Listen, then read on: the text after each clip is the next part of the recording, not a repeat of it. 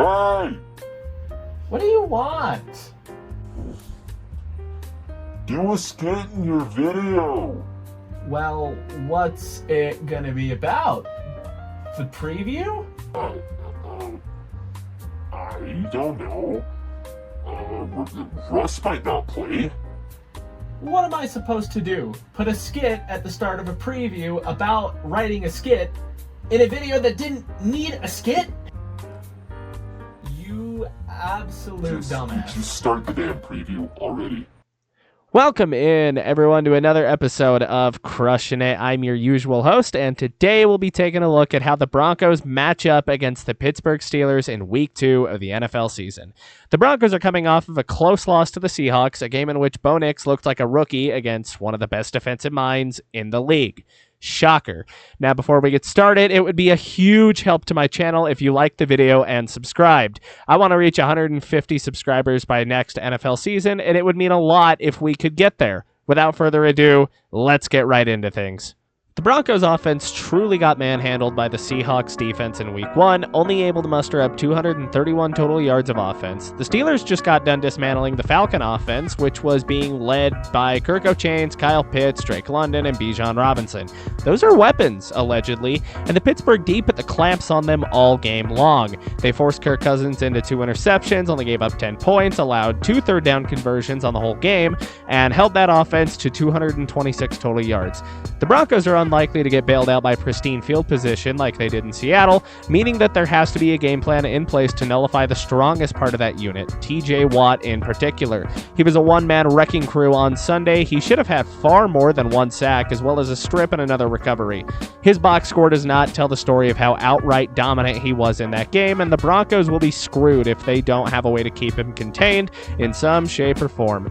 As they needed to in Seattle, the Broncos offense will have to establish a much stronger running game than they managed in Week 1, taking pressure off of Bo to ensure he isn't dropping back 30-40 times. That's going to spell disaster against the Steelers defense that was stingy in the air last week, holding Kirk to just 137 passing yards, a single touchdown, and the previously mentioned 2 interceptions. Was it any easier to run the ball? Hey, thanks for asking. Not really. Bijan only averaged 3.8 yards per carry on his way to 68 rushing yards, while Algier had, a more efficient success in relief, going 3 carries for 21 yards. The front 7 of the Steelers is an absolute strength that the Broncos will have to find a way to run the ball against. And in doing so, Bo Nix needs a bounce-back game. He needs that good sophomore game, I guess. While I could see the intent behind, like the quick tosses and screens last week, the play calling got stale and predictable as hell.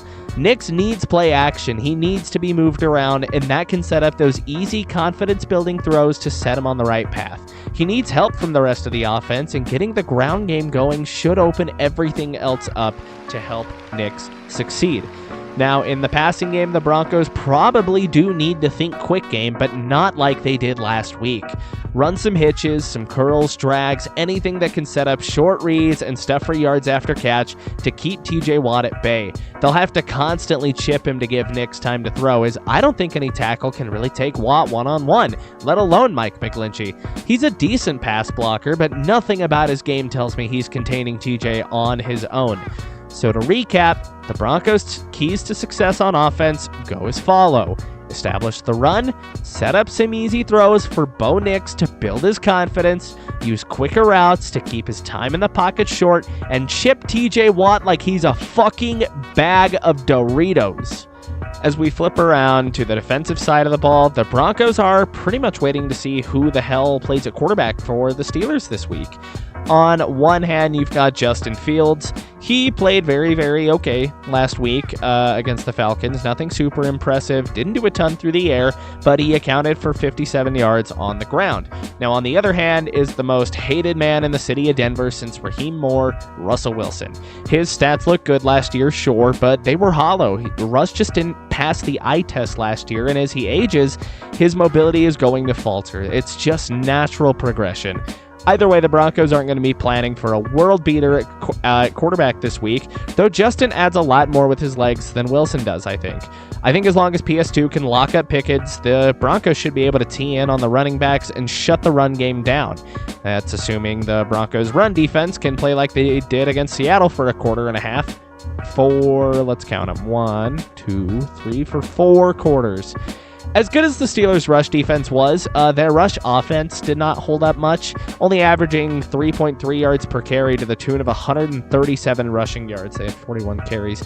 I think if the Broncos' run defense, again, can hold up its first quarter and a half from the Seahawks game, they'll be able to lock the Steelers up all damn day. If the offense can muster any sort of progress, then the defense will be able to do its thing.